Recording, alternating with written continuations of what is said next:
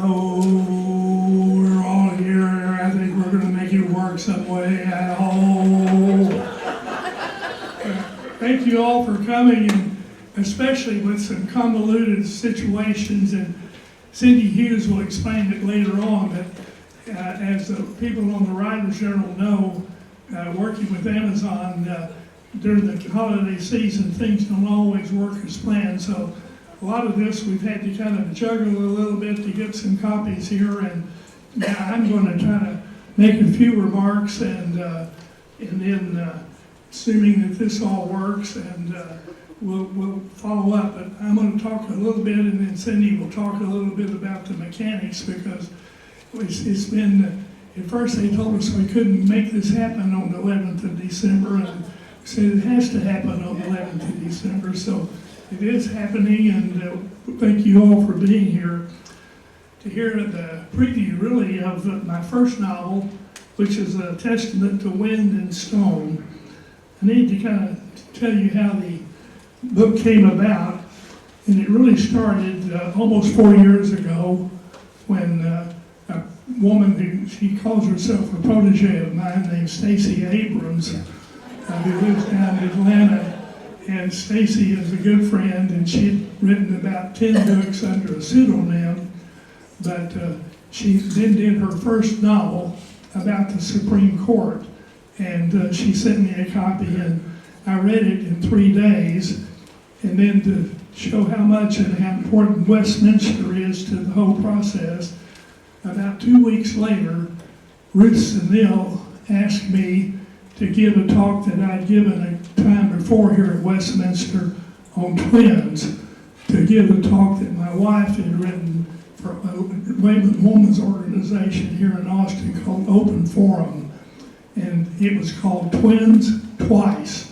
And the reason that it was given that title is that our son, who's here with Meredith, and they're here somewhere, I think they're in the back, he and his wife, Molly, had 2 sets of identical twin girls. And the chances of that happening were about 1 in 4 million. But Jean Alice did a lot of research and put it into a very well-written paper. And I was visiting with a friend today who's giving lectures on it, and the references are in there to the University of Minnesota, which did one of the first studies on identical twins. But anyway, it was her presentation. So the two of them together kind of kicked off the idea that it might very well be a story that ought to be told. So then I had to go back to thinking back on my own experience as a young lawyer in a law firm in Amarillo, assigned the task of working with a wonderful OBGYN named Early B. Loki. And he, most of you would probably remember that in the olden days, and this is back in the 50s and 40s, that time, if a young girl in high school, in most towns in Texas and the central part of the United States, got pregnant, she had to leave school. Now, most likely the father was the quarterback on the football team or the center on the center team, and he got to stay in school. But the girl had to leave to go do something with the baby. And of course, there were 3 or 4 options. She could decide to keep a mother long before she was able to be one. And or she could put it up for adoption. There were very few adoption agencies at that time, so most of them were called what were called closed adoptions, where the doctor really was the one who met with the mother and her parents most likely, and then met with people who were not able to have a child, and he worked with them trying to see if they might be able to at some point have a child, and many people they learned they would not be able to have one of their own. And so he had both sides of the equation. And so when the process at that time, the way it worked is that the mother would sign a form that she would never see the baby the baby would be delivered, and she would sign a form to put it up for adoption. And then later, would not ever know who the adoptive parents were, and the adoptive parents would not know who the mother was. So it was completely separated. The law has changed over the years, and there's several reflection of that in the novel. But I have probably carried 15 to 20 babies out of the hospital with the nurse pushing me in a wheelchair to carry a baby out to the parking lot to put a baby in the hands of the prospective adoptive parents. And then the doctor had vetted the people and had talked to them, and he knew those, would you take, if we ever had any twins, would you take twins? Most people, the older people would say no, they couldn't do that. And this is not in my notes, but a story that I should tell, and I will probably break into tears telling it. But my wife and I, because of my role as dean of the LBJ school, went down to have meals with Mrs. Johnson, Lady Bird Johnson, at the Johnson Ranch many times. And the way the process worked, everybody coming had to go in through a gate, and they were all on a list, and your name was there, and then they would raise the gate and you would go in. And in the early 1990s, I was president of the National Association of Schools of Public Affairs, and in that capacity invited to go to Moscow with the Gorbachev Foundation to maybe work with finding ways to develop new leaders in Russia. And unfortunately, there was politics in Russia kept that from happening. But the next dinner we went to down at the Johnson Ranch, and usually they would you would check your name and raise the gate. And on this occasion, we checked in, and the Secret Service agent said, "Mr. Sherman, do not get out of your car. Stay in your car. An agent has to come up to see you." Uh-oh. What has happened? Who did we see? What happened while we were in Russia? Did we do something wrong? And so we sat there and tried to think about all we'd gone through. And then an agent rapped on the door and he said, "Mr. Sherman, you may get out now." It's not plugged in my notes, so that's kind of like so. But from memory, he was a Mexican-American Secret Service agent. He said, "I didn't want to upset you, but I believe in a week you handled the only adoption of our only child." Well, I wasn't prepared for this. "You handled the adoption of our only child, who was a Mexican-American baby, placed with a Mexican-American family." He reached around, he came in, Russell, the longest hug I've ever had. Better get back to my notes.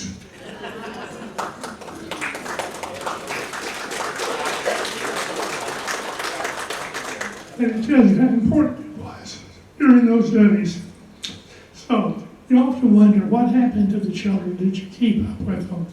And I did have one woman who was a very accomplished musician, and she wrote me letters every year to say hello to her baby. She didn't know them and never seen them and knew she never would. So there's a little background which shows up in the novel. So when the two sets of twins came into our lives, we had to decide what to do, and I started to put it into a novel. And Dr. Early B. Loki at Amarillo was my mentor, and he's the Dr. Tom in the novel.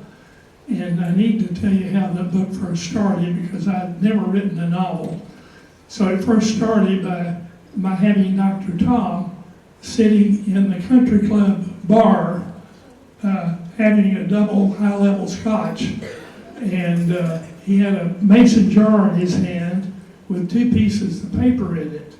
And he was turning it over and over and over because at this time an unusual thing happened. He had only one mother, and it wasn't one of the young mothers, it was an older woman who was an internationally famous pianist.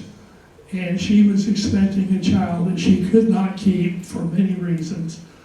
And so he was prepared to place her baby with one of the two families that he was considering. One were the Rosenbaums, a Jewish family. One were the Millers, which were a Christian family. And so he was flipping the paper over, and when the baby was born, he would put the baby with the Rosenbaums or with the other, and then go on. Well, what happens when the mother delivers? Identical twin boys. And he has only the two parents. So now he's flipping it over and over, and he's going to put one with one family and one with the other. And so one goes to the Christian family, one goes to the Jewish family. And then that's pretty much how the book gets started.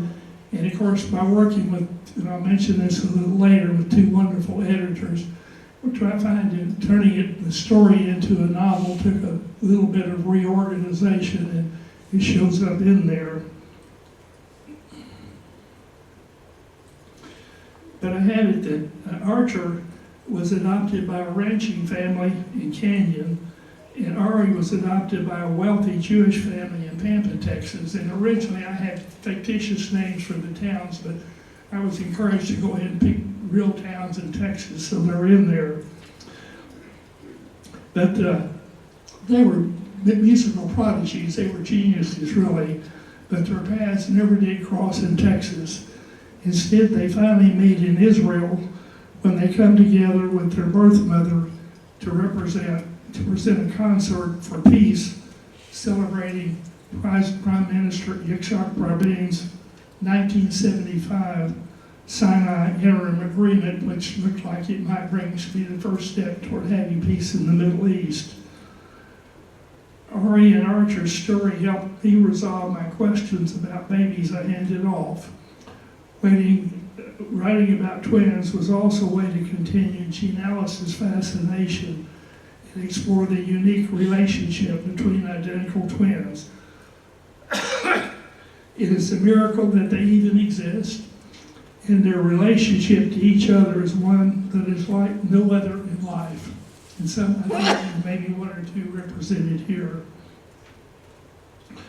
Placing Ari in the Jewish family was also my attempt to put into words the profound experience I had in visiting the Holy Land, first in 1976 as a stand-in for Babe Schwartz, and then secondly in 1993, 17 years later, with my son Lynn.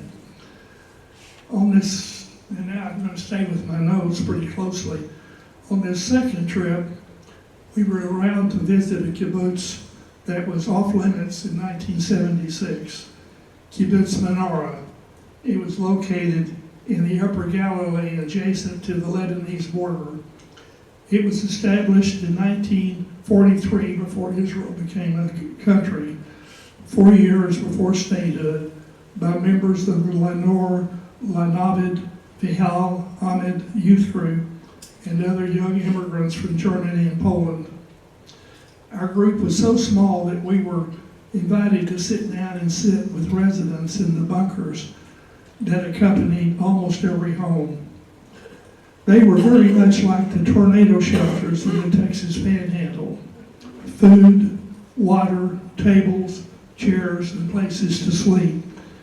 These early settlers lived daily under the threat of being attacked. Once again, much like the settlers in the West, constantly living with the threat of being attacked by the various Native Americans who were trying to recapture the land taken from them. We had a meal in a very large communal dining room, probably as large as this room, and they were laid out in long tables, no separate tables, very communal. And I was the quasi-chair because I think I was the only one that had been to Israel before. I had asked if we might visit with Rachel Rachel Yaakov, who was a founding member of that kibbutz and was the sister of Yitzhak Rabin, the prime minister.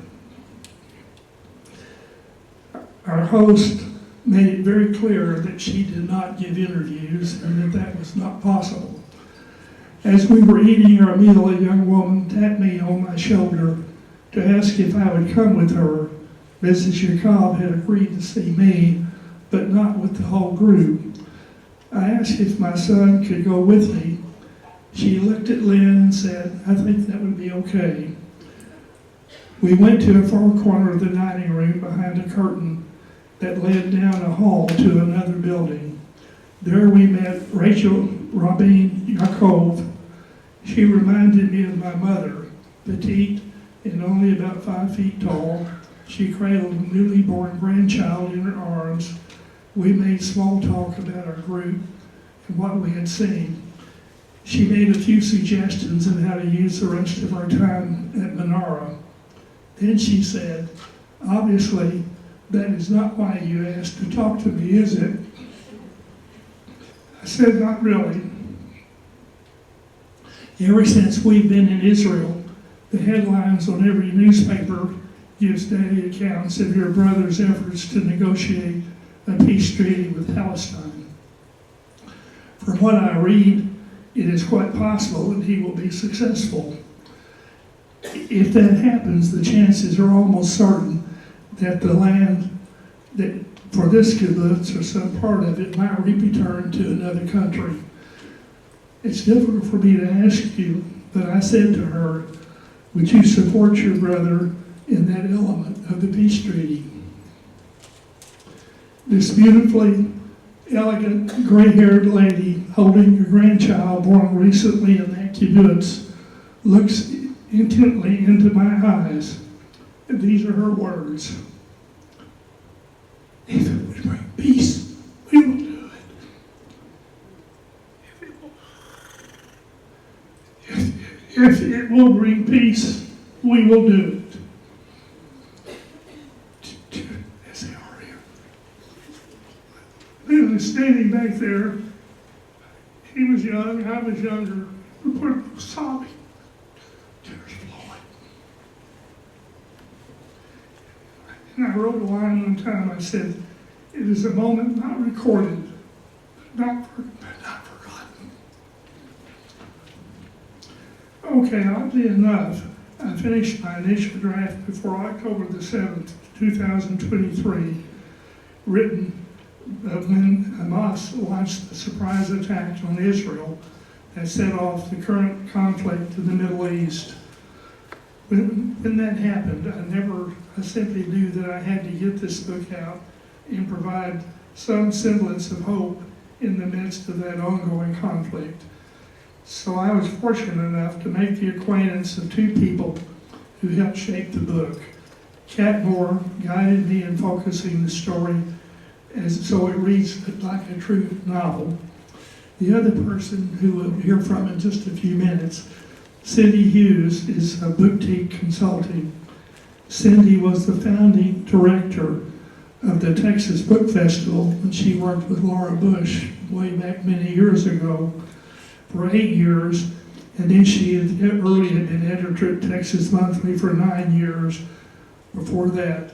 Cindy is my book consultant and has been invaluable in getting this book to publish, and originally we were told we could not do what we're doing tonight, but she's made it happen, and so that's why we're able to move as we are right now.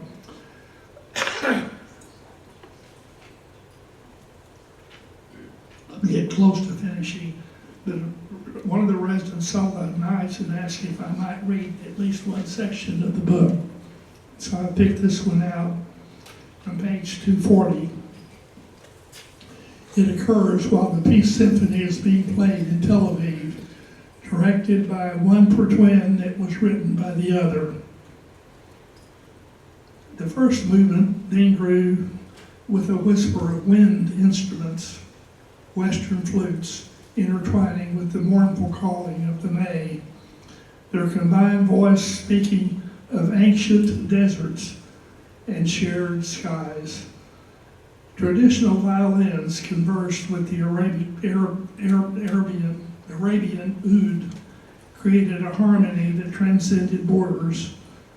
When Carolina's piano entered, and Carolina is the natural mother of the twins who shows up playing with them as they have this final concert, entered, her notes fell like rain on stone, each droplet precise and purposeful.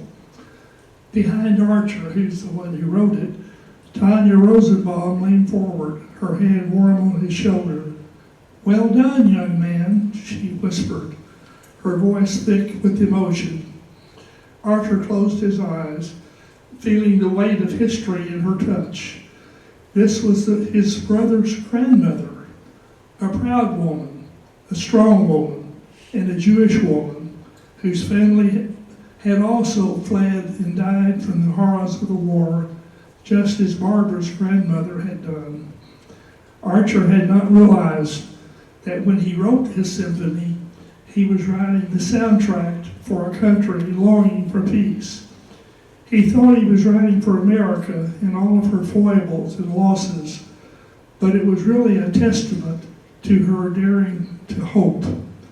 Music truly could transcend worlds, especially with his brother conducting. An immense sense of pride and awe filled Archer. Prime Minister Yitzhak Rabin sat with his wife Leah in the diplomatic box. As the music swelled, the sound of peace itself giving voice through instruments, both familiar and foreign. Tears gathered in Rabin's eyes, his face, usually stern with the head of state's burden of leadership, softened. He watched as Kirill's ode exchanged melodic phrases with the Jewish violinist, their music weaving together like a prayer.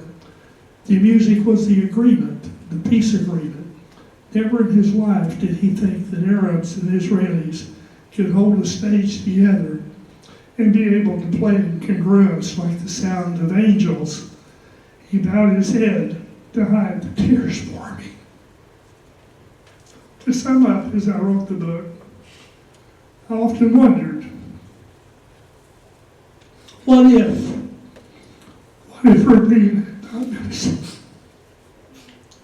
Rabin had not been assassinated? What if peace had followed him and finally take hold in Israel in the 1990s? Instead, we're left with this. With the loss of Rabin, the world gained what seems to be a never-ending fight for a peace that could have been. Again, my hope is that this book shows music can bring people together, whether it's two brothers meeting for the first time or people of various backgrounds coming together in a quest for peace. And I hope that you find that something that might speak to you.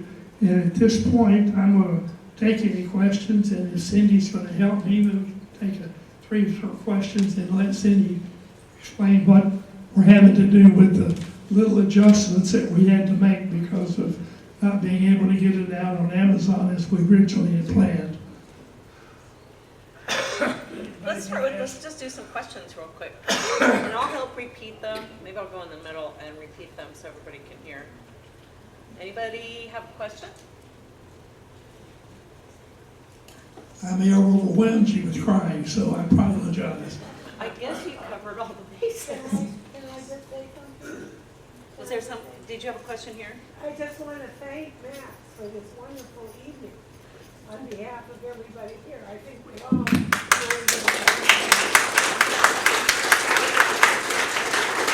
That was about thanking Max for being here. And I want to remind everybody, just in case you didn't notice, there are some refreshments, there's some cookies and some soft drinks in the bin, and of course water. So if you're milling about, we'll do that. But I'm really excited to have worked with Max. This has been a delightful project, an amazing project, at an amazing time in this world. So I got to sit and talk to him quite frequently, and I was very honored to do that. So tonight, the way this is going to work, because we have a limited number of books in person, let me just start with the money part of it. The books are $20 each, and you can have it billed to your account here at Westminster if you're a resident, and it will go to the Residents Appreciation Fund to kick off her next year's fund. And Max is gonna match that, whatever we raise here tonight. And if you have cash, the cash will go to that fund as well. So I have forms for you to fill out if you're gonna bill it to your account. The other option is, because we only have 2, 4, 6, we have about 12 books here, we're gonna run out. And these that we have tonight are uncorrected proofs. They're almost final, but I can't say there aren't a couple of typos in there. So the other option is, when we run out of books, we are going to pre-order the final books, which are going to be up next week, and we can get large print and traditional paperback. So if you'd rather, if you want to, you'd be okay with pre-ordering, or if we run out, we can do the same thing. We'll just mark it as a pre-order, and we'll have it shipped directly to you here at your residence. So, did I cover? I think that was everything. So, and that information is also on the back of the flyer that was on your chairs, just in case you can't hear me. But so, what I thought we would do is, I'll get more of the forms out. And if you would mind, if you want to get in line, let's start the line working around this way and have people go this way to Max. So we'll do the line here. And if you rather pre-order, I'd suggest that. Explain the boot plate, this signed plate. Yes, and this has a signed book plate in the front by Max. He signed it. So he is doing some personalization. You want to do some more personalization? So there is a sign in there. And if you pre-order, we can also get you signed book plates as well. So, I just cannot tell you the fact that what she's explaining is it's just taken a tremendous amount. Yesterday I exploded because they thought the books were going to be here, and we had to get them specially printed in order to have these that are here tonight. So she's really worked her rear off to get all this possible and make it happen. So anyway, applause for this one. I want to do 2 other things before we got started. I need particularly Dina Millman, who's a resident here, and Irene Parker, who is still a resident here, and Lisa Silverstein, who was here and passed away a few months ago. Dina used to have the dinner every Monday evening, and we gathered, and those ladies told stories because they knew I was working on the book, and many of those stories were woven into the character of the Jewish grandmother of the family, and they actually pointed me to sit the archives of some of the synagogues around the country, which I read. Stories of Families movie, which I would have never known. So it all happened at Westminster. oh, I have one addition. I forgot. Does anybody in here read ebooks? I bet there are a few people. They'll be available on Amazon. Oh, thank you. My son has just told me that 2 of our identical twins are here. Mary Alice and Hattie.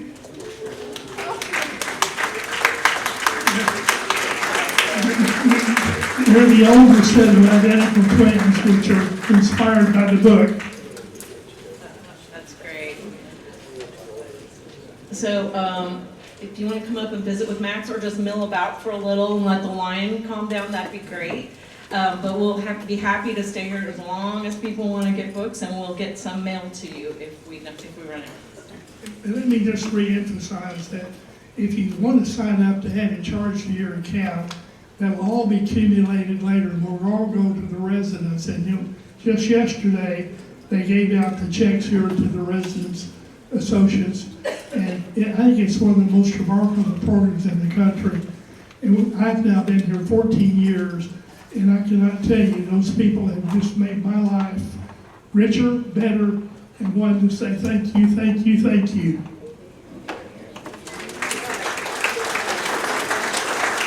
So next, we can start social hour. Our social hour. Okay. Have fun, have fun.